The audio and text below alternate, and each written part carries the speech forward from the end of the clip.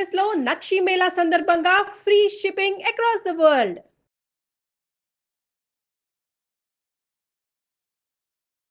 నమస్తే, నేను విజయ. ఈ వీడియో కేవలం ప్రజల్లో అవేర్నెస్ క్రియేట్ చేయడం కోసమే చేస్తున్నాం, అంతే తప్ప ఎలాంటి భయభ్రాంతులకు గురి కావాల్సిన అవసరం లేదు. ఇక చైనాలో హెచ్ఎంపీవీ వైరస్ ప్రబలం అవడంతో ఆందోళనలు పెరిగినప్పటికీ భారతదేశంలో ఈ వైరస్ గడిచిన కొన్ని సంవత్సరాల్లో, ముఖ్యంగా శీతాకాలంలో అనేక సార్లు గుర్తించబడిందని ఆరోగ్య నిపుణులు తెలుపుతున్నారు.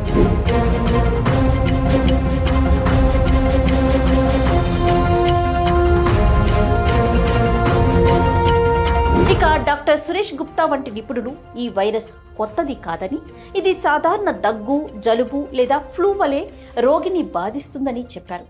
లక్షణాలు సాధారణంగా జ్వరంతో, దగ్గుతో మరియు జలుబుతో ప్రారంభమవుతాయి.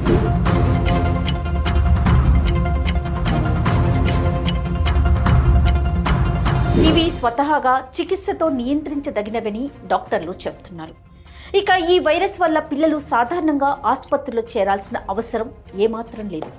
భారతదేశంలో ఆరోగ్య మంత్రిత్వ శాఖ చైనాలో పరిస్థితిని నిశితంగా పర్యవేక్షిస్తోంది ఎప్పటికప్పుడు.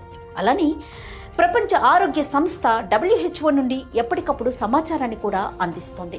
ఇక ఆరోగ్య మంత్రిత్వ శాఖ హెచ్ఎంపీవీ కేసుల కోసం పరీక్షించే ప్రయోగశాలల సంఖ్యను పెంచింది మరియు వార్షిక ట్రెండ్స్ ని ట్రాక్ చేయడం జరుగుతుంది.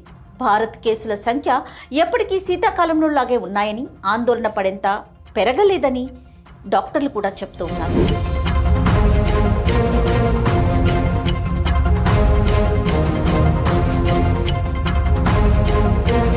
ఇక రాష్ట్ర ప్రభుత్వాలు ఈ హెచ్ఎంపీ వైరస్ సోకకుండా ఉండేందుకు తగిన జాగ్రత్తలు చెప్పింది. చేతులు తరచుగా పరిశుభ్రం చేసుకోమని, గుంపులుగా ఉండే ప్రాంతాల్లో తిరగవద్దని, రద్దీ ఉన్న ప్రదేశాల్లో మాస్కులు వేసుకోమని ప్రజలని సూచిస్తున్నారు.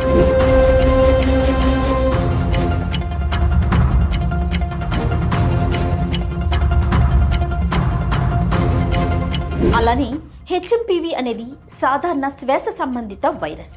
ఇది సాధారణ జలుబు వంటి లక్షణాలను కలిగిస్తుంది. అలానే ఈ వైరస్ 2001 నుండి తెలిసిన వైరసే. ఈ వైరస్ కోవిడ్-19 వలె శ్వాస సంబంధిత దారుల ద్వారా వ్యాప్తి చెందుతుంది. అయితే కోవిడ్-19 నుండి భిన్నంగా హెచ్ఎంపీవీకి వ్యాక్సిన్ లేదా నిర్దిష్ట యాంటీవైరల్ చికిత్సలు లేవు.